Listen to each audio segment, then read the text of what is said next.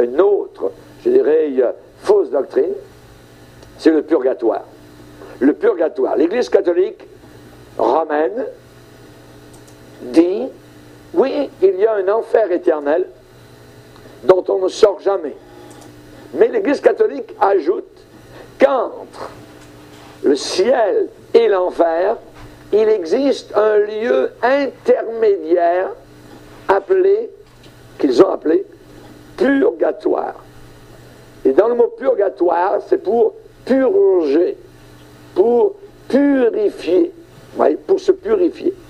Ça veut dire, ce que l'Église catholique enseigne, c'est qu'après leur mort, les gens vont au purgatoire, hein, toutes les âmes qui ont été sauvées par Jésus-Christ du châtiment éternel vont au purgatoire, mais elles ne sont pas assez pures pour aller directement au ciel. Alors, il faut que ces personnes-là passent par un lieu appelé purgatoire. C'est pas trop, ils disent qu'il y a des flammes, ça n'existe pas dans la Bible. Donc c'est l'Église catholique qui l'a inventé, purement imaginaire.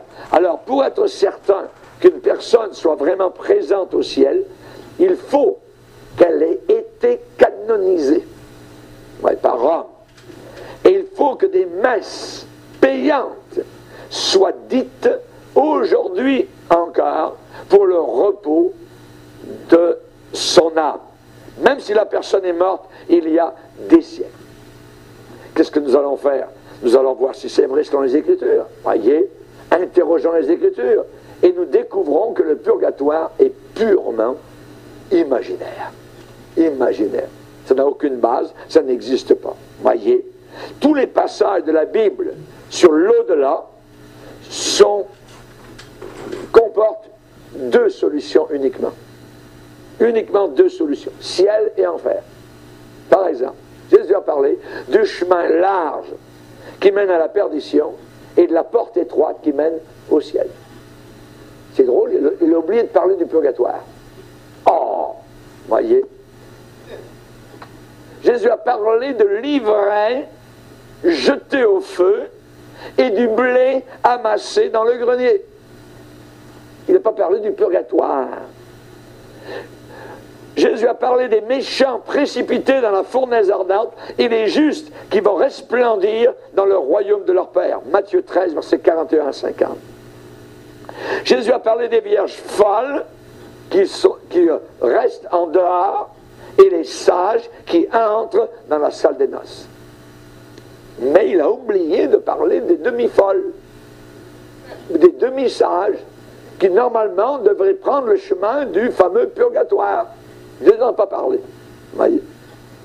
Jésus a parlé du serviteur infidèle, jeté dans les ténèbres du dehors, et il a parlé du serviteur fidèle qui entre dans la joie de son maître. Il a parlé des maudits à sa gauche qui vont au feu, au châtiment éternel, et il a parlé des bénis à sa droite qui reçoivent le royaume et la vie éternelle. Oui. Mais il n'a pas parlé de ceux qui souffrent dans le purgatoire et qui ensuite vont aller au ciel, d'après l'Église catholique romaine. C'est menteur. Jésus a parlé du mauvais riche descendu en enfer et de Lazare, donc, qui était dans la félicité éternelle. Jésus a parlé des uns qui vont ressusciter pour le jugement, les autres qui vont ressusciter pour la vie. Jésus a parlé des impies jetés dans l'étang de feu et de soufre et les élus qui se retrouveront dans la Jérusalem céleste. Amen. Nulle part dans la Bible, il y a un autre endroit que le ciel et l'enfer. Et Rome cite quelques versets pour appuyer leur fausse doctrine du purgatoire. Regardez avec moi, 1 Corinthiens 3, il cite 1 Corinthiens chapitre 3. Et vous savez que Rome a 2 poids et 2 mesures. Ils ont la Bible plus la tradition catholique. Et la tradition catholique et la Bible sont au même niveau, je dirais même, la tradition est plus haute, a plus de poids que la Bible, parce que souvent, elle, je dirais, contredit la Bible. Regardez dans 1 Corinthiens 3, ici il est dit, verset 12, si quelqu'un bâtit sur ce fondement avec de l'or, en parlant de Jésus, avec de l'or, de l'argent, des pierres précieuses, du bois, du foin, du chaume, l'œuvre de chacun sera manifestée. Car le jour la fera connaître, parce qu'elle se révélera dans le feu. Et le feu éprouvera ce qu'est l'œuvre de chacun. Si l'œuvre bâtie par quelqu'un sur le fondement subsiste, il recevra une récompense. Si l'œuvre de quelqu'un est consumée, il perdra sa récompense. Pour lui, il sera sauvé, mais comme au travers du feu. L'Église catholique dit, au travers du feu, c'est le purgatoire. Mais pas du tout. Pas du tout. Ici, on parle de quoi? On parle des récompenses des enfants du Seigneur qui sont au ciel. Et ces récompenses vont varier selon le degré de zèle sur la terre qu'on a eu, le degré de fidélité et d'amour que nous avons eu envers le Seigneur. Évidemment, ici, ce n'est pas un passage de purification pour des péchés commis. Voyez, ici, ce n'est pas un lieu de souffrance pour expier les péchés. C'est le feu, je dirais, qui existe devant le trône de Dieu, que Daniel, par exemple, a vu, un fleuve de feu qui était devant le Seigneur. Toute notre vie va passer donc en jugement au travers de ce fleuve de feu pour savoir donc si ce qu'on a fait mérite récompense ou non. Ouais. Mais ce n'est pas une histoire d'être sauvé. Pour être sauvé, c'est la croix de Jésus uniquement. Et ça ne parle pas ici donc de purgatoire. L'Église catholique tord. Elle a tordu les Écritures donc depuis le début de son existence. Cette pensée-là du purgatoire est totalement contraire à l'enseignement de la parole de Dieu. J'aimerais vous lire, vous savez que au travers du Moyen-Âge, il y a eu des périodes de creux terribles, de ténèbres, d'obscurité, et il a fallu donc des réformateurs qui se sont levés pour ramener le peuple aux Saintes Écritures, et particulièrement Martin Luther. Et donc Martin Luther a combattu, évidemment, en connaissant la vérité, il a combattu l'idée du purgatoire et des indulgences qui étaient accordées aux âmes du purgatoire, particulièrement par les moines catholiques, le pape, ainsi de suite, selon l'argent qui était donné dans la caisse.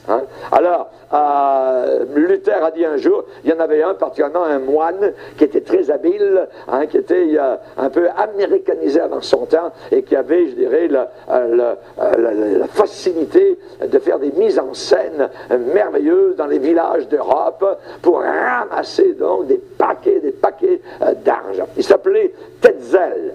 Tetzel, le moine Tetzel et les indulgences. Et un jour, Luther a dit, je ferai un trou dans son tambour. Parce qu'il ramassait l'argent dans un tambour, voyez, Luther a dit un jour, je ferai un trou dans son tambour. Tetzel était un moine dominicain. Il était né à Leipzig, en Allemagne, et c'était un aventurier apte aux choses hasardeuses, et il connaissait bien les ficelles des masses. Jouer donc sur les cordes sensibles des gens. Il avait le génie donc de la mise en scène et de la parade. Et lorsqu'il arrivait aux portes d'une ville, il était entouré d'un cortège donc très très imposant. La foule accourait, le clergé arrivait, tout habillé, les enfants de chœur, les cloches, les croix, tout ce que vous voulez, encensoirs, ainsi de suite, les enfants des écoles arrivaient, c'était un grand jour donc dans la municipalité, et on venait à la rencontre du moine Tetzel, bannière en tête, l'envoyé de Dieu était arrivé en ville. Oui, il faisait son entrée au son des cloches. Ding dong, ding dong, voyez, et là, il commençait à parler devant la foule. Voyez un peu ce qu'il pouvait dire. Je possède, disait Tetzel à la foule, un pouvoir supérieur à celui de Saint-Pierre. Parce que j'ai sauvé plus d'âmes que lui avec mes indulgences. Le Seigneur Jésus-Christ a abandonné toute sa puissance au pape. Il ne s'occupe plus du gouvernement de l'Église. Et jusqu'au dernier jour, c'est le pape qui gouverne par ses commissaires. Et le pape, mes amis, a plus de pouvoir que les apôtres, que les anges, que les saints, que la Sainte Vierge elle-même, parce que tous ceux-là sont au-dessous de notre Seigneur Jésus-Christ, tandis que le pape est son égal. Les grâces, disait-il, que confère l'indulgence sont immenses. D'abord, c'est la rémission complète de tous les crimes, le parfait retour à la paix de Dieu, la délivrance du purgatoire. Quant au prix, chacun doit consulter son cœur. Toutefois, nous avons un livre dans l'Église catholique appelé l'Instruction qui établit un barème qui va du prince à l'artisan. Tous les états, toutes les conditions, tous les cas possibles, ils sont prévus et énumérés. Il parlait à la foule, il prêchait et il disait « N'entendez-vous pas la voix des morts et celle de vos parents qui sont en train de crier? Savez-vous ce qu'ils crient? Ayez pitié de nous, nous souffrons dans les peines et les tourments les plus durs. Une légère aumône nous en délivrerait. Ouvrez vos oreilles, entendez le père qui dit à son fils, la mère qui dit à sa fille, cœur dur et cruel, vous pourriez nous délivrer si facilement et vous ne le voulez pas. » Il continue en disant, si quelqu'un achète une indulgence pour une âme du purgatoire, au moment même où la pièce tombe et résonne dans la caisse, l'âme s'échappe et va directement au ciel. Les gens venaient, ils mettaient des paquets d'argent. Croyez ça. Tetzel et ses compagnons se taillaient un trafic immense. Et le pape, il y avait aussi sa part. Vous avez vu les belles, je dirais, les belles constructions de Saint-Pierre de Rome. Ça a été construit à l'époque par de l'argent de ces moines. Les gens voulaient que les âmes de leurs bien-aimés sortent du purgatoire pour aller directement au ciel.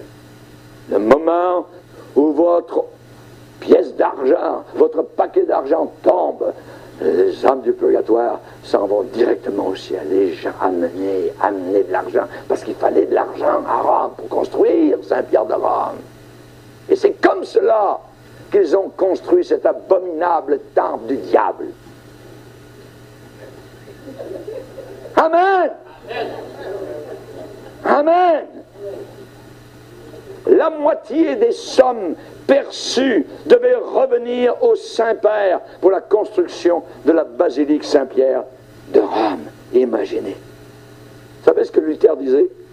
Pourquoi le pape n'édifie-t-il pas la basilique de Saint-Pierre de ses propres deniers plutôt qu'avec l'argent des pauvres fidèles, puisque ses richesses sont aujourd'hui plus grandes que celles de l'homme le plus riche? Pourquoi le pape, disait-il, Luther, ne délivre-t-il pas d'un seul coup toutes les âmes du purgatoire pour le plus juste des motifs, simplement par compassion pour leur souffrance, tandis qu'il en délivre à l'infini pour le motif le plus futile, pour un argent sale et indigne, pour la construction de sa basilique? Chers amis, jusqu'à l'an 2000, le pape qui est décidé de donner des indulgences, ça n'a pas disparu. Ma propre sœur catholique est allée à Rome pour avoir des indulgences. Voyez? Parce que ceux qui faisaient le voyage de leur pays pour aller à Rome pour le pèlerinage de l'an 2000 recevaient un paquet d'indulgences. Voyez? Pour leurs péchés.